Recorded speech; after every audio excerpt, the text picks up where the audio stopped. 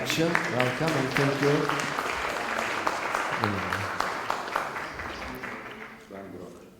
Murat Hocam. Doğru. Fotoğraf için biraz ortaya alalım. Fotoğraf için böyle alalım. Thank you very much for the sponsorship. It was very, very valuable and which enabled us to conduct this meeting. Thank you very much for the generosity. Hocam biraz ortaya alabilir misiniz? Hocam bir fotoğraf için biraz daha ortaya böyle alalım siz. Mikrofonu da alalım hocam. Kapatmayabiliriz. Murat Demirak beyefendi.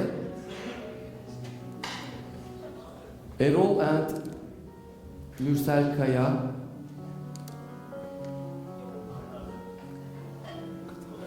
We will send them by cargo. Evet. Okay.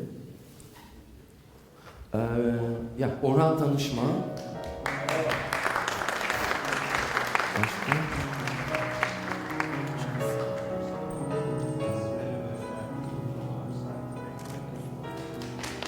Hocam buradayız.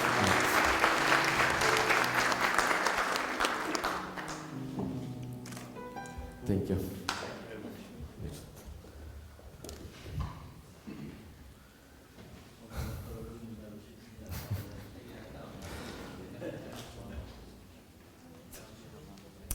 Now I'm going to invite another important person, Professor Dickman, carries out research at the interface of engineering, management, and information sciences.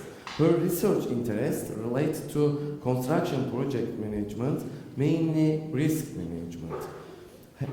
Published over 70 academic papers in high-impact journals as well as over 80 international conference papers. She received the 2021 Eschenbach Award from the American Society of Engineering with her co-authored paper published in Engineering Management Journal on uncertainty mapping. I would like to invite her to be chairman of the keynote session with your applause. Okay.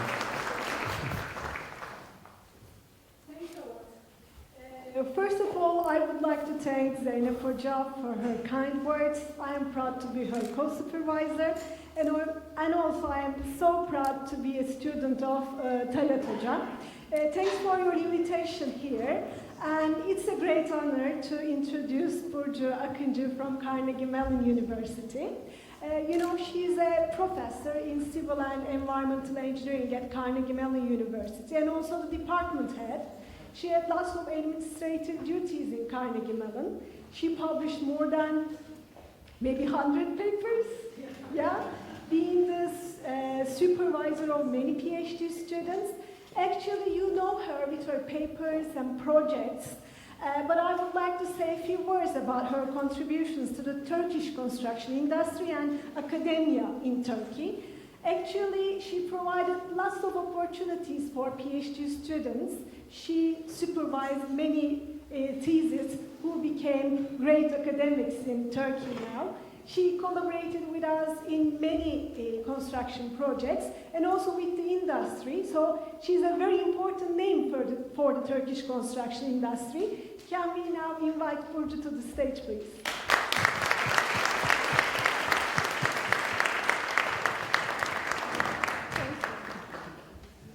Well, I guess I need the clicker. Thanks everybody, thank you Iram for the wonderful introduction. Thank you Zeynep, Talat Hocam and Hande for having me here. It's a great honor and pleasure, let's see where I should stay. It's an honor to be here in this magnificent building, wonderful campus. And Iram, thanks for highlighting the collaborative aspects. So I might not have time during my talk to mention, but I want to kind of say that we are very much open to any collaborations, and Iram and Talat Hoca, we have collaborated over the years, as well as others, Esin, and Rafael actually. Rafael was co-advising Esin at some point in time. So in this talk, I'll talk about the digital twins and AI towards the autonomy of built environment. I was really trying to find what is new, what we're doing since I was here 4 or 5 years ago. So if you were here, there wouldn't be hopefully there won't be much repeat. A little bit about Carnegie Mellon. So you heard about Yıldız University. This is our campus on a beautiful fall day, just like today. We have a very small campus, and we use it to our advantage. We do a lot of collaboration, and that's how we get highly ranked.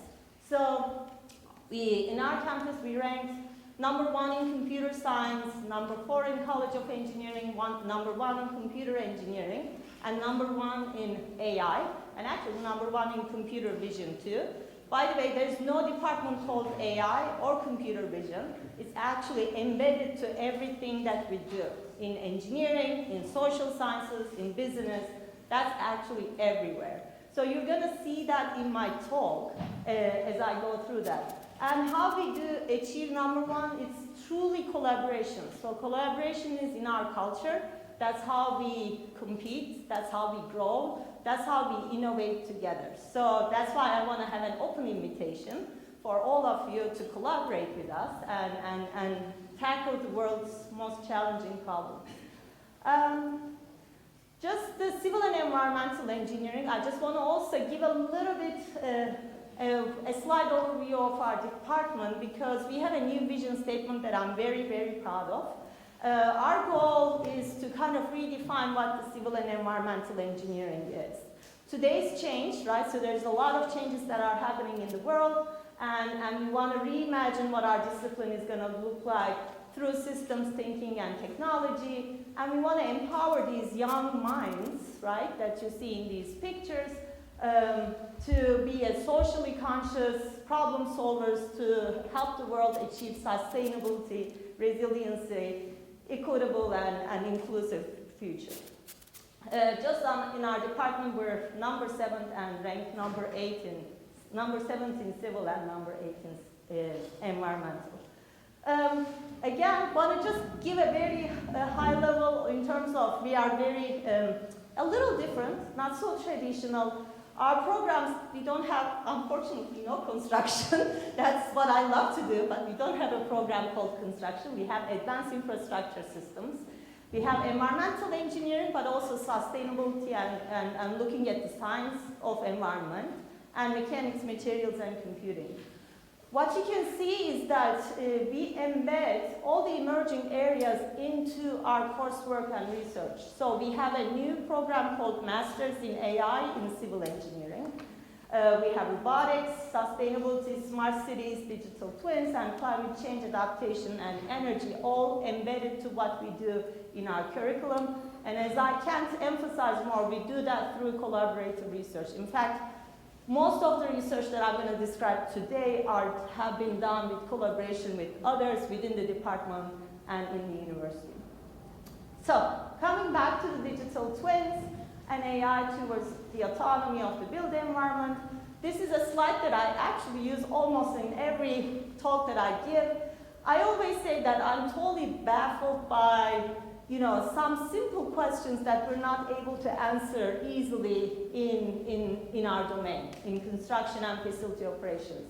For example, a simple question of, are there any deviations, becomes very challenging to answer if we don't have information or if we don't have data, right? If we don't have a situation awareness. And then we end up in situations like that on below where detecting defects late become very, very costly in construction. Simple question, where is the valve to shut off the water? It becomes very challenging to answer if we don't have information. And this is, I thought, was a simple question too. I gave it to a brilliant PhD student about 10 years ago and said, do a case study, tell me how the HVAC system is working. Well, 10 plus years, one company, we formed a startup company on this domain. We still don't have an answer to this question. Turns out to be very challenging because we don't have a complete situational awareness of what's happening in our facilities in construction. So of course we want to move, not just be able to answer those very simple asset management questions, but we want to get into a more proactive way of doing things.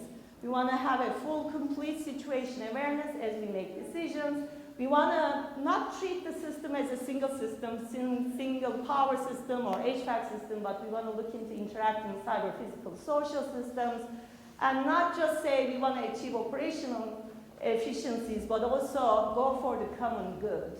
And ideally, we want to do all of these autonomously. Okay? So then the question is, where are we in the autonomy curve when it comes to buildings?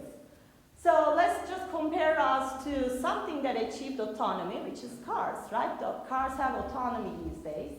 A car has 400 sensors.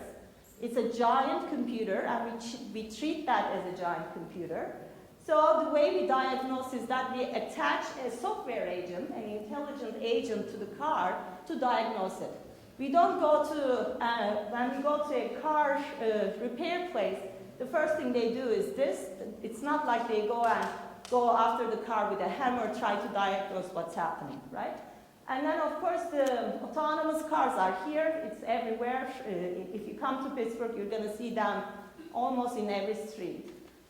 Buildings, we have also lots of data points that we can take advantage of, right? A 60,000 square foot building has 21,000 data points.